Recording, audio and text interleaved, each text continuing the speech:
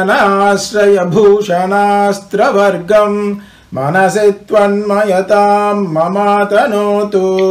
वपुराहवपुङ्गवत्वदीयं महिषीणाम् अनिमेषदर्शनीयम्। अभिरक्षितुमग्रतस्थितं त्वां प्रणवे पार्थरथे च भावयन्तः।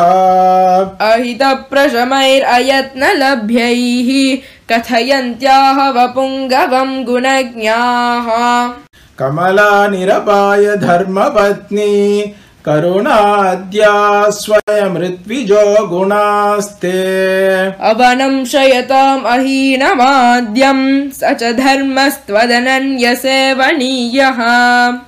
कृपणाः सुधियः कृपासहायं शरणं त्वां रणपुङ्गव प्रपन्नाः।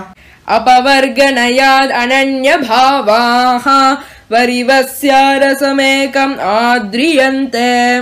अवधीर्य चतुर्विधं पुमर्थं भवदर्थे विनियुक्तजीवितः सन्।